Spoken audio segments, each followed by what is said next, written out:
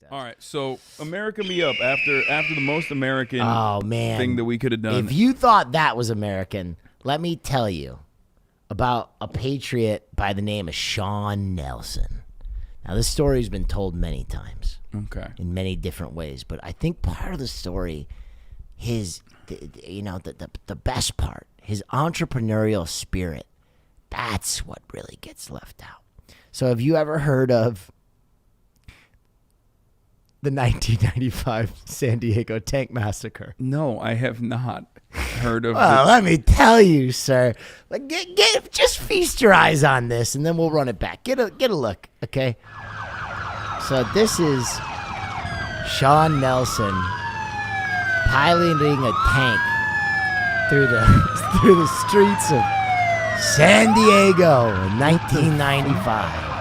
Wait, it has like a cannon and everything. Oh, it's got a machine gun. It's got a cannon. It's got a laser sight capable of targeting targets 2 miles away. Oh, if you think that's bad, he rolled over 40 cars. Bro, this is Grand Theft Auto. He literally has like... Oh, yeah. Oh, my God, he's pulling a Grand Theft Auto. He's breaking like traffic lights. Big time.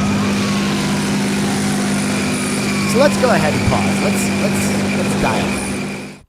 How do we get here? Yeah, how did we get it? Shawn Nelson was a tank pilot for the military, and he was operating overseas in Germany. When he came back to the United States, he started a plumbing business. Mm-hmm. And everything was good for Shawn Nelson until he found a little way to, relax and unwind like most Americans. He started smoking crystal meth. Facts. And he got big into crystal meth. Especially, he had a motorcycle crash, dinged his back all up, and he found that the best way to alleviate the pain was with a beer and that meth pipe at the end of the day. Okay. So now his wife takes him to divorce court. She leaves him. Oh, no, another victim of divorce court. Another victim of divorce court. And, he's living in his house in San Diego all by himself. When during a meth fit, he has one of the greatest entrepreneurial ideas of all time. He's going to set up a gold mine in his backyard. Is there gold in his backyard? Well, he says there is. That's so libertarian, dude. He's such a libertarian. Okay. He sets up a mine in his backyard, and he starts sifting for gold. And he sets up a sluice, which is like where you pan for gold, in his hot tub. Facts. And he gets an operation going. Now, he needs people to run this operation. So he gets all of his meth head friends, and they're working the mine round the They're probably so clock. efficient, though. Because so efficient. They're probably like nonstop working. So efficient that they get so deep and there's so much noise that the state comes to him and they're like, what are you doing? And so he files for mineral rights in his backyard. Now, unfortunately, Hasan, no gold in his backyard in San Diego. So what he starts doing is hiring neighborhood kids to steal gold, which then he melts down and plants in his mind for the other meth heads to find, so that eventually the meth heads are paying him in meth so that they can work his mind, which he's planting gold in, so that the meth heads will find the gold and pay him more meth to work his mine. And it's just a perfect operation. Yeah. So I see no problem with this. No operation. Well, anyway, tensions run high when accusations that he's planting gold in his meth mine. So there's a lot of wrestling going on, a lot of shirtless wrestling, and he eventually breaks his neck during a heated wrestling match. This is going to a place that I did not expect it to go to. Oh, yeah. Wait. And his friend, who is a nurse, a meth nurse, basically does her best to fix his broken neck. With more meth, I suspect. That's bang, right on the nose. Okay, good. Anyway, the meth operation reaches heights unknown. His friends start bailing on him because they realize this is a scam. And without a wife... You're telling me that... And without a steady... The operation got to a point where meth heads were like, oh, fuck this, dude. Yes. Without a steady influx of meth, he's getting kind of desperate. So he turns to even more meth. At this point, as you would, he has a vision with his friend where he envisions a laser device that can incept ideas in people's head And he also envisions that he needs to steal a tank to fight a dragon. This is good stuff so far. So he just walks onto the San Diego National Guard base. And not many people know this, but at the time, you didn't need keys to start a tank. That seems like an oversight problem. Yeah, in retrospect.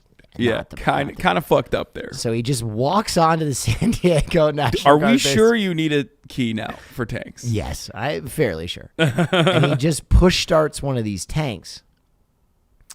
And he goes on a rampage for the next few hours, flattening 40 cars, causing hundreds of thousands of damage, if not millions, and leaving over 5,000 San Diegans without power. Now, the police in San Diego, they have no ability to stop the tank. The spike strips do nothing. They can't pit the thing. It's just brutal. So they decide that they're going to call in Comanche attack helicopters. What? Yeah. Oh, yeah. From the local San Diego military base. But they realize that this might be a war crime to use Apache attack helicopters on U.S. soil. Yeah. Yeah. So they're studying the legality of this. They're not Afghans, so they can't just like fucking drone them. And at this point, Shawn Nelson runs aground on basically an intersection on the highway. Oh my God! It's the America's poor infrastructure that got him. A pothole does him in finally. Of course, dude. I was gonna say that. You know, that's the reason why we can't do those like sick military parades. Yeah, is our infrastructure. There you go. So he's stuck in his tank.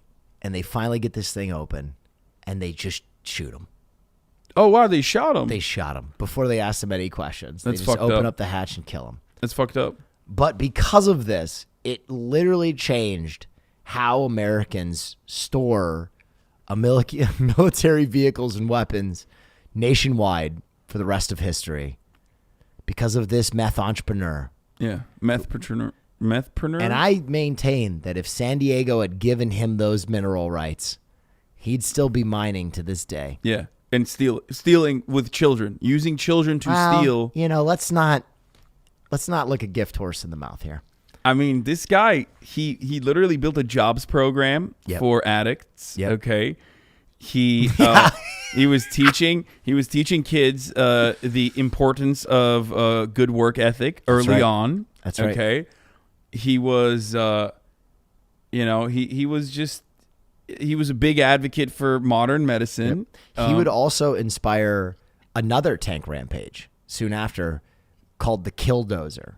But that's a story for another time. Oh, my God, dude. I mean, this is... Because the guy couldn't steal a tank. He built his own tank. Oh, my fucking God. Gee, dude, I don't even... I mean, you can't, like, I love this story, especially because it ends up with, like, shitty infrastructure doing it, man. Yeah, dude. Because, like, that's true.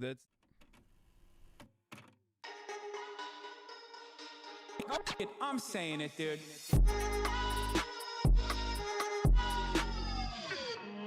I've been drinking pre-workout already. I'm ready to run through a brick wall, baby. Okay.